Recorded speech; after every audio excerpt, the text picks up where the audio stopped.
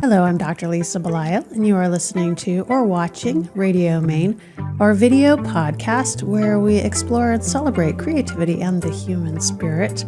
We are sponsored by the Portland Art Gallery in Portland, Maine. Today, it's my great pleasure to speak with Grant Auber, who is really a multidisciplinary artist and creative. And I was fascinated to hear about the different ways in which you bring art to life. So welcome. Thanks for coming in. Thank you for having me. Yeah, I'm excited. I'm excited too, because I often will speak with people who are in one realm, visual art primarily, or people who are musicians or people who are writers. And it seems like you have interest across the spaces. For sure. So that's a little unusual, I think. I think it stems from a broad range of inspiration. So whether it's music getting inspired from, or paintings, or even buildings and architecture, I find that translating that into my own stuff really helps keep a broad range of kind of creative practices. Tell me about growing up in Rhode Island and what types of things would catch your attention. So I initially wanted to be a sneaker designer, specifically Nike sneaker designer. So super obsessed with shoes from a very young age and fashion in general, but specifically basketball shoes. So I played a lot of basketball growing up, and I would wear test the most recent models and then go and redesign them how I would think could be like an iteration of the next year's model. And I found that they were actually tweaking similar things to what I was doing as just like drawing them at home. And I would go to school, but I would have a little notepad that I would be drawing sneakers all day long. And then that stemmed into more of a streetwear obsession in middle school and high school. So I would buy and sell sneakers or clothing so that I could accumulate the rarer ones and the more niche pieces. But that was kind of what started getting me into design or art in general, was the sneaker obsession for sure. And you're actually wearing some art right now that has a pretty significant story. For sure. Yeah, so this is a piece from a brand called Off-White. And it was started by a designer who had worked with Kanye West on music early on. He was a big creative person around Pharrell. But then he stemmed into his own I'd say higher end streetwear kind of stuff. And so many of the pieces were bought and sold, but I have specific ones that I still keep that I feel special wearing. Yeah. So what is it about sneakers or about streetwear that you think has caused people to become more interested in it over the last 20 years, let's say? I'd say influence in not necessarily culture in general, but more in a hip hop scene. A lot of the early 2000s hip hop artists were way ahead of their time in terms of the verbiage they're using and the clothing that they were wearing. And it still stems today. We're the largest collaborators for the big kind of athletic brands come from the hip hop scene. So I was really engulfed in that from a young age. I actually had a little iPod, the no screen iPod that had all of our music on it from iTunes, and my dad had early 2000s rap on it. So I inherently started to learn all the songs. I'm really good at, like, I can listen to a song a couple times and remember all the words. And so that definitely started that hip hop influence from a really young age. I don't even know if he knew I was listening to the music, but I enjoyed it a lot. Yeah. So he didn't like hand you the little iPod and say, "Here, no, yeah." I just had our music library loaded up on it. You now incorporate music into your creative practice. You now do music videos. So tell me about that. You went from kind of enjoying the visuals and the music to actually creating the visuals and the music. Yeah, so the first time I made any music was with a friend in college. 2017 was when we started. And he would do majority production and I would be more vocals and lyrics. But I picked it up last Thanksgiving, so it hasn't even been a full year of me getting back into it. And started to do all the production myself. And I found this really great website that has like people playing a piano on it because I don't know how to play any instruments. So I'll use samples and then build up with my own, like a drum pad, the one with all the little squares on it that you can play on. And so I made 2 projects kind of back to back near last Thanksgiving, and I just came out with my 3rd one. But I found that the creative flow state that I get into making music is exactly the same as it was drawing the sneakers or painting or editing a video or doing graphic design. So it's kind of like a plug and play system for all the different mediums with the same kind of mental space and mental practice that I'm utilizing. So describe to me this creative flow state. I know that this has been documented and there are people out there who specifically talk about flow and have researched flow. But what does this feel like for you? So it started to really become something that was built into my day-to-day life when I started painting in 2018. And I was painting in an apartment with 5 other guys in Boston. And I would paint in the living room. So I really built up this tolerance for being hyper-focused on the work because I would have a friend playing video games next to me. 2 guys would be doing homework next to me. 1 person might be talking to another friend, and I was able to 100% dial into the present moment, which I think is the key to a very long-lasting work period. So I would work hours on end, have like a cup of coffee, and then walk down the street and get a slice of pizza, and then get right back into it for hours. So I think that mental training of having a lot of what people would say distractions around me actually allowed for an inward focus onto the work itself. You have quite a range of inspirations for your work. Anyone from Jackson Pollock to Kanye West to Andre 3000. So is there a theme that emerges from any of these? Is it the people? Is it the art? What is it for you? Yeah, so a lot of it is about taste and how I perceive and intake other people's art, and then how I can translate that into my own. So majority of the music that I listen to when creating, I'll know all the words, I'll know all the beats, and it's almost it just kind of clicks me in. It doesn't take a lot of time. It's usually just a couple of seconds of looking at whatever I'm going to work, having the audio focus on it. And I found that when making music, intaking music, anything around music, I have a very different reaction to it than painting. So music is much more of a visceral, emotional reaction, where painting is much more of a kind of a visual stimulation. And I found that people want to know the why more behind a painting than the music. And so when I look at a painting, whether it's Pollock or Jean-Michel Basquiat, who's my favorite artist, I get into the painter's head, but I don't ask that question.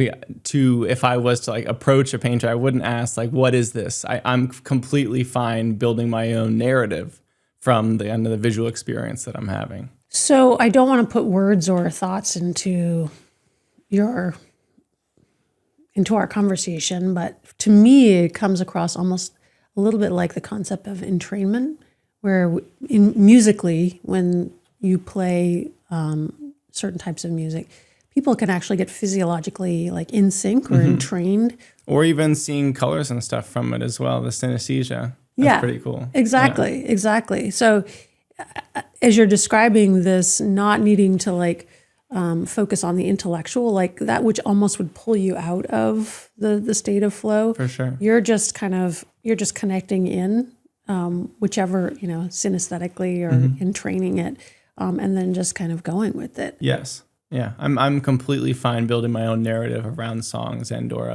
other visual art experiences. So when you are listening to a certain type of music, will it influence you to paint in a specific type of way? For sure. Yeah. So if I'm listening to more upbeat hip hop music, there's going to be a lot of vibrant colors, very quick actions. I'm usually singing and dancing along with the music the whole time. I have the big Apple over-ear headphones, so I am not paying attention to anything around me. Sometimes my parents will come up the stairs into my studio and they'll be screaming my name, and then they get right next to me and I kind of have a jump scare because I'm just so locked into that. But say I listen to an artist like Bon Iver or James Blake or something much slower, I find the paintbrush size shrinks, the amount of actions per minute shrinks, and it's a very intimate process with the work. So I kind of have that duality that I can swap between if I want to work on a really big canvas that's completely blank. And I don't like gessoing my canvas if I'm stretching it myself. I love the kind of the raw canvas sitting as that backing, that really nice kind of tan earth tone. And I'll put on the fast music and make whatever, and then usually we'll switch to a slower one for more of the refinement when working. So you grew up in Rhode Island, and you have a connection to Maine, Southport, and grew up enjoying the water and kind of the classic summer Maine. For sure. And now you have a Charleston connection for the winter. Yes.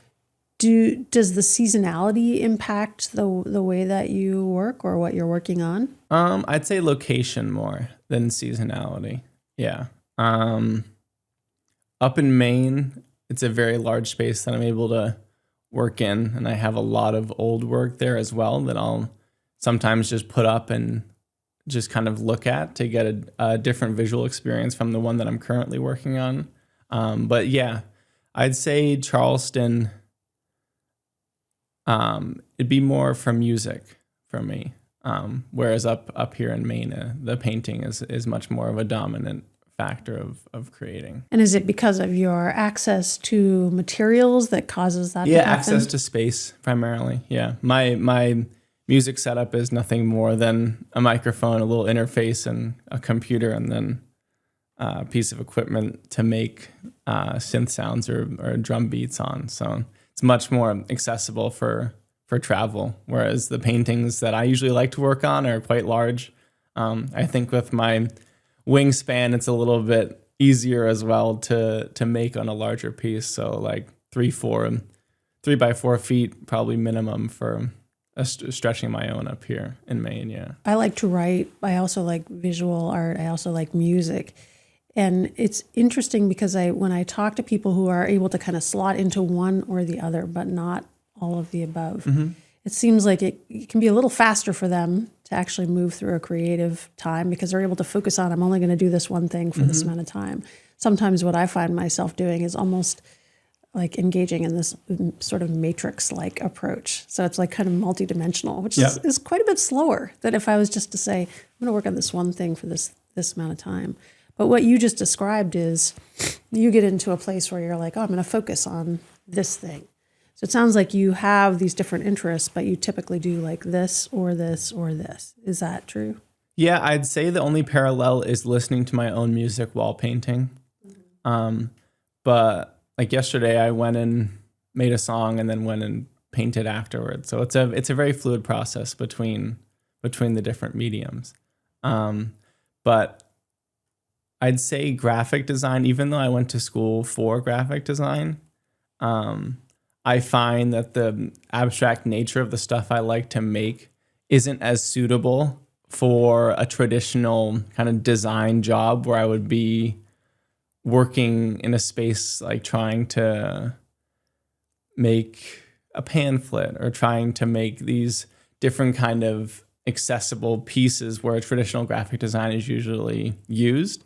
And I'm pretty sure that stems from this experience that I had working in the fashion industry. So at my school at Northeastern, we do co-ops. So it's like 6-month work periods. And it's basically a trial for the field that you think you're wanting to go into. So at that time, I wanted to do fashion design based off of my sneaker design from middle school, high school days. And so I went to work for a men's and women's dresswear company, and they were like, oh yeah, you'll be able to do designs along with our 2 designers. And being in the space that I ended up not really doing much design, and they kind of just put me in the retail store to work the retail. And that really kind of turned me off of like a hierarchy of design work. So that's kind of when I swapped to graphic design. And then the painting came, and the do-it-myself attitude has been very prominent, I'd say, after learning all the different ins and outs of design and then translating that into painting and music. Yeah. Are there certain design elements or approaches that translate across the different disciplines? I'd say having a good concept of taste is the primary one, whether that's using a mixed media element in the painting or using a sample in a song. I'd say the way that I choose those specific elements that aren't fully processed out of my own imagination is quite similar. Where making a painting, I'm not afraid to have a very stark color against a piece of newspaper next to it, and there's no real visual correlation other than the space that they kind of create together. And the same kind of thing happens in music. The song I made yesterday has a really nice, soft kind of like woman singing, and then the drum hits in really aggressively, and then I start to go off and rap, and it's kind of using that duality that I've learned through a visual space, but translating it into kind of the structure of the music and songs as well. Yeah. So not being afraid to have that contrast. That's really interesting. So the other thing that I'm always fascinated by in talking to people who do a lot of creative work is the sense of knowing when something is finished. Mm-hmm. Yeah. And so if you're talking about this significant duality, then you're always having to navigate both sides of that and the balance between, or the lack of balance between the two. Mm-hmm. So have you come over time to a place where you intuitively know that the end is now here? Yeah, so it's different for each medium. So for painting, if somebody wants to buy it, I'll stop. But if it's not at a point where I want to sign the piece and name it on the back and write the date, then it's still technically an open work. And then with music, I find it to be a lot more concrete. And I'd say once it goes out into the world, it's almost a completely inverse relationship from when it's just in my own computer and in my own head. I'll listen to it over and over and over. It's kind of the only thing I'll listen to. I won't listen to outside music much. But the second that the album or the project gets put out into the world, I really don't listen to it at all. I'll listen to it once or twice to make sure the sound levels are correct on the different distribution services, and then on to the next for that. Yeah. Yeah, that's I can relate to that, because I know, having written for publication and having even creating these podcasts, and I look at them as sort of different versions of the type of art that I'm doing. Mm-hmm. But pretty much when I'm done, and that's it. Yeah. And because after I'm done with it, they go through an editing stage that actually is the creativity of another person entirely. Mm-hmm. You know, I will go back and I'll be like, what can I learn from this? Is there anything else? But that's it. Like, there's not. I think in order to move to the next thing, you kind of have to be able to do that, to shut that door. Yeah. Yeah, I can relate to that, because when I'm painting with friends, I love having other people working on the same piece as me at the same time, because it really turns on kind of my design problem solving part of my brain, where I'll see how they're manipulating the visual space and then kind of actively building around what they're doing. But I did do a couple pieces with a friend in Rhode Island, and she has them now in her studio. And if she wants to sell it, fine. Like, there's a very different kind of feeling when it's sitting in my own hands rather than sitting in somebody else's hands. So one of the things that you had that has influenced you is a significant health challenge back 2020 to 2023. Yeah. Which you've been pretty open about. For sure. And it continues to be something that you navigate now. Would you mind talking about that and what this has meant as a sort of a creative influence and an intersection? Yeah, sure. So the first major event was January 3rd, 2020. I was in Boston by myself, and I had this very odd sensation click on from my jaw to my temple. It's kind of like this electrified locking feeling that clicked in, and I was thrust into the most intense flow state I've ever been in my life. I started to freestyle and sing and kind of actively construct narratives around the words that I was saying and the tempo and the melodies.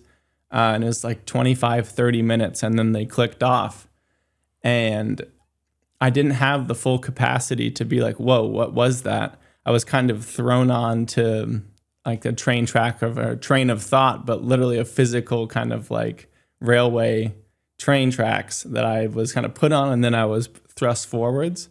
And then so that led and kind of snowballed into a space where I was living a very like a duality of existence. So I had like my kind of normal self side, and then I had a Rolodex basically of every person that I've ever talked to or seen on video or heard about, inhabiting this secondary side, which I grew to call the mirrored side. So the technical diagnosis is schizophrenia, but I take it as Grant's disorder. It's a very, very intuitive process that mirrors almost every single part of my external life.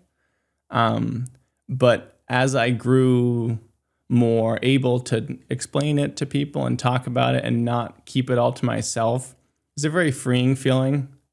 And also having input from other people that have dealt with different kind of mental states. Like my psychiatrist, he's been a huge, huge game changer for me, because he really accepts that what's going on internally is my internal truth, but then he offers different avenues of thought or different avenues of kind of an alteration internally. And now today, I'm basically like existing normally outwards, and then this side is still present in some sense, but the severity of how it's kind of gone up and then back down on how much influence it has over my day-to-day life has been a pretty constant curve.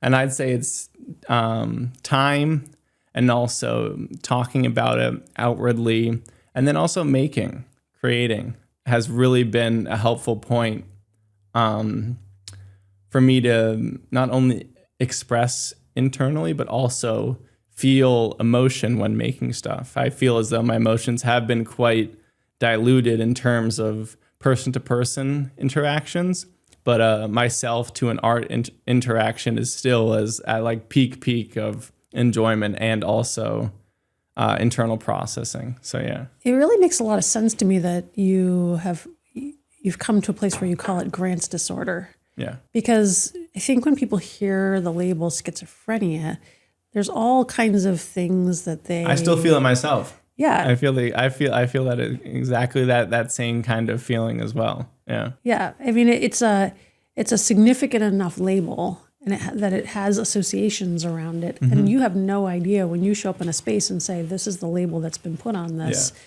how other people are going to come to it. Sure. As opposed to, well, this is actually my experience. Yeah. You know, they're calling it this over here, but that's just because somebody needs to call it something.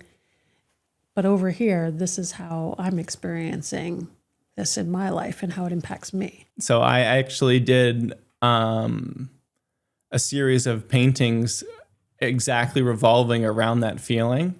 So I took a whole bunch of paintings that I had that were like somewhat finished, but not 100% finished.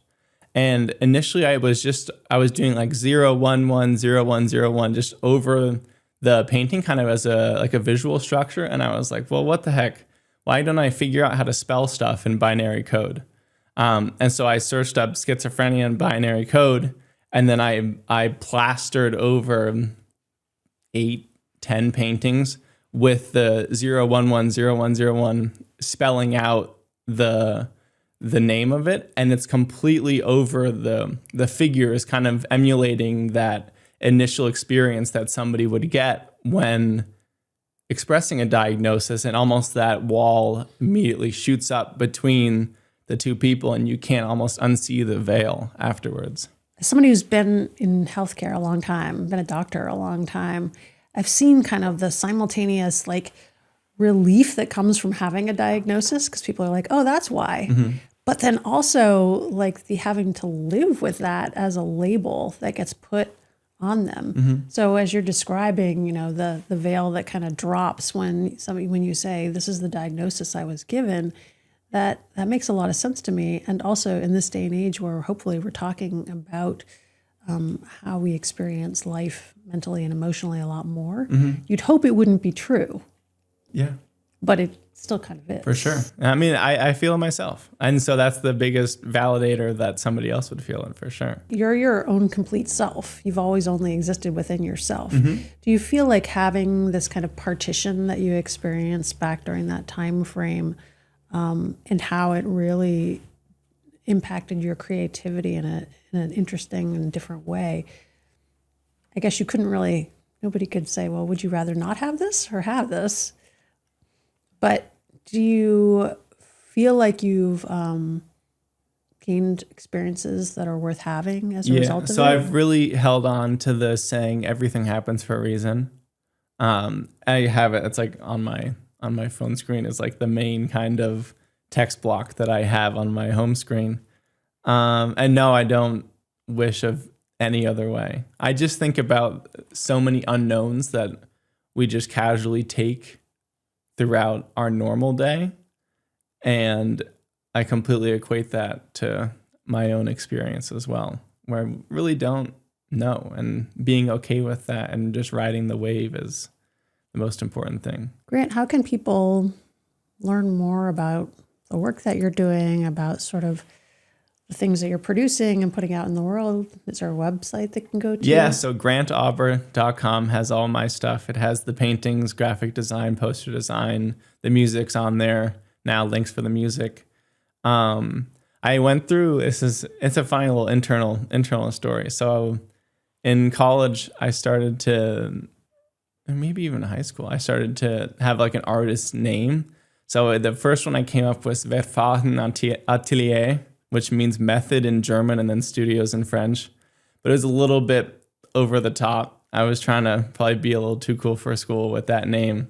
But I came up with the new artist name. It's called Abstract Order. And so it kind of describes not only myself, but also the work that I make in general. So that's on Instagram as Abstract with a K Order. And then, website as well. And all the streaming services for music. It's out everywhere. It's out there. Under my name, yeah. Okay. I really enjoyed our conversation today. It's been, I love talking to people who have a variety of different ways that they explore their own creativity, because I think it just shows how multidimensional each of us has the capacity of being. And the fact that you've completely embraced this is really, it's very refreshing. Thank you. Thank you for sharing that with me today. Thank you for having me. So nice. Thank you. I'm Dr. Lisa Belisle, and you have been listening to or watching Radio Maine, our video podcast, where we explore creativity and the human spirit. Today we've been exploring it with, well, many things, but painter, musician, designer, multidisciplinary artist and creative, Grant Auber. I encourage you to reach out to Grant, spend some time learning about the work that he does and learning about him. He's really, he causes me to think about creativity in a really different way, and I suspect that he will for you as well. So interfacing with his art might bring that to the next level. And maybe we can convince you to come to a Portland Art Gallery opening at some point in the future so people can meet you in person. For sure. All right, that sounds great. All right, and in the meantime, I look forward to seeing you at a Portland Art Gallery opening, and thank you for joining us today on Radio Maine.